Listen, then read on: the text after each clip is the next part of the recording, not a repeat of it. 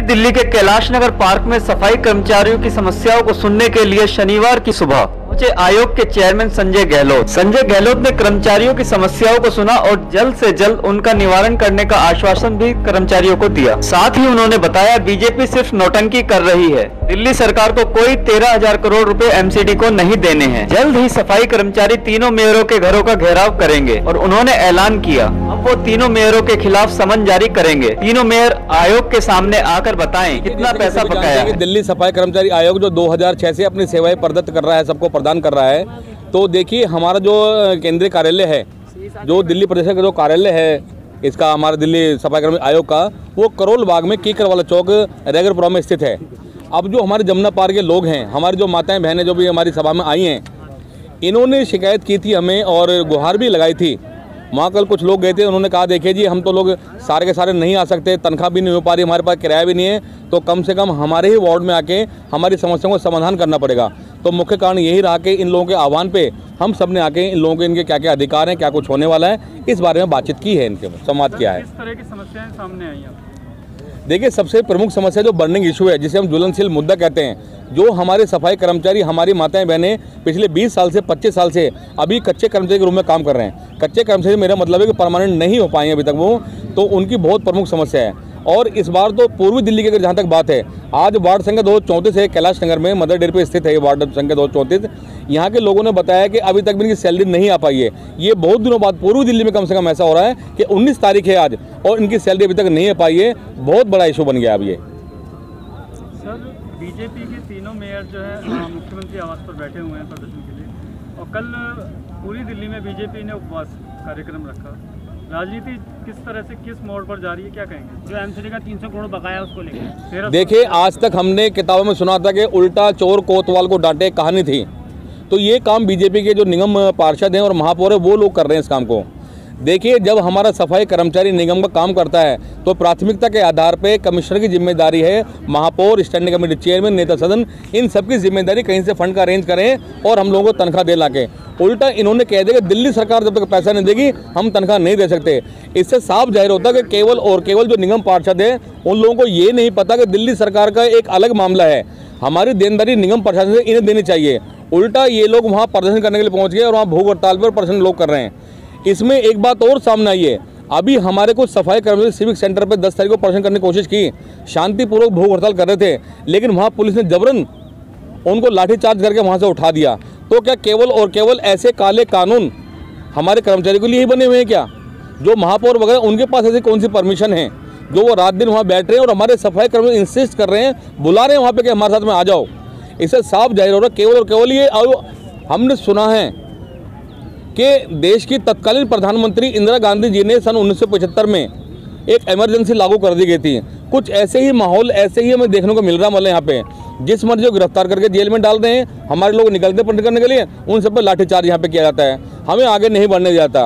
और जो लोग शासन कर रहे हैं इस समय, उन लोगों को पूरी छूट दे रखी, खुली छूट दे रखी है। अभी हमारे जो कर्मचारी जाते हैं उनसे उनका नाम पूछा जाता है कि कहाँ ड्यूटी करते हैं, उन्हें मीमो दी जाती है, उनको सस्पेंड करने की धमकी जा रही है। ये एक तरह का आपातकाल जैसा ये माहौल बन गया आज यहाँ पे।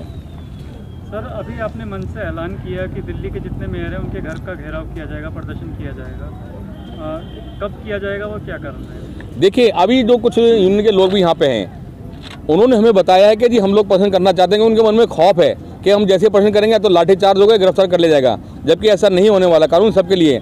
हमने जो संबंधित अधिकारी डीसीपी हैं उनको तलब किया अपने कार्यालय में, उनसे जवाब तलब किया है। उन्होंने बताया कि देखो जी, परमिशन नहीं थी, तो परमिशन क्या मेयर के लिए है या नहीं है, सारी बातें पूछ जाएंगी। अब इन्होंने हमें कहा कि भी हमें अधिकार कैसे मिल सकते हैं। देखिए, every person has to right to, अपनी कुछ बात करने के लिए उनको अधिकार है। उसके तहत अब इन लोगों ने ठान लिया अपने मन में कि सबसे पहले जो पूर्वी दिल्ली के मेयर हैं निर्मल जैन साहब, उनके घर पे घेराव करेंगे। वो बेशक वहाँ बैठे हुए हैं, लेकिन घर तो उनका बाबूराम स्कूल पे है, इन्होंने हमें बताया है। ये जल्दी ही, क्योंकि उन लोगों ने गुमराह कर रखा है, तो लोग तो वहाँ बैठे और भूखे लोग यहाँ मर रहे हैं। इन्होंने कहा कि जी वो बेशक वहाँ बैठे हुए हैं, लेकिन हम उनके घर पे जाके प्रदर्शन करेंगे, जल्दी तिथि घोषित करेंगे और यूनियन के माध्यम से वो तिथि घोषित करी जाएगी। ये लोग अब सड़कों पर उतरेंगे। उसके बाद जयप्रकाश जेपी जो उत्तर दिल्ली के मेयर हैं, वो सदर बाजार में रहते हैं, ये लोग फिर वहाँ प्रदर्शन करने के लिए जाएंगे। उसके बाद मैडम अनामिका जी साउथ दिल्ली के जो मेयर हैं, उनके घर पर बारी बारी से प्रदर्शन करने के लिए अब लोग हमारे सड़कों पर उतरेंगे। ये थोड़ा थोड़ा सा इस बात पर प्रकाश डालिए और ये पूरा माजरा क्या है। बीजेपी का कहना 13,000 करोड़ रुपए जो है बकाया है और आप लोगों का कहना है कि 1 रुपया भी बकाया नहीं है एमसीडी का। क्या है ये माजरा पूरा? देखिए, ऐसा होता है कि इतनी बड़ी रकम 13,000 करोड़ रुपया बहुत बड़ी रकम होती है, तो एक दिन में तो इकट्ठा नहीं हो गया। इससे साफ जाहिर है कि ये लोग कहीं ना कहीं इनकी साजिश है और लिखतम के आगे बख्तम नहीं चलती। हम सबको अपनी जो न्यायपालिका उस पर विश्वास है। आज के तमाम हमने अखबारों में पढ़ा है, उसमें हाई कोर्ट ने बिल्कुल क्लियर कर दिया है कि दिल्ली सरकार को जो पैसा देना था वो पहले ही दे चुके हैं लोगों को, तो कोई पैसा बकाया नहीं है। तो बताइए क्या करेंगे वे लोग? एक पैसा बकाया नहीं है और उल्टा 2500 करोड़ रुपए का जो घोटाला है, ये बहुत बड़ा घोटाला है। कल भी मुख्यमंत्री जी ने कहा कि इनकी सीबीआई जांच हो, तो उनके मेयर मना कर रहे हैं, उनके विधायक मना कर रहे हैं कि नहीं, जांच तो नहीं होनी चाहिए। इससे साफ जाहिर होता है कि 2,500 करोड़ रुपए का जो घोटाला है वो सबके सामने लाया जाएगा।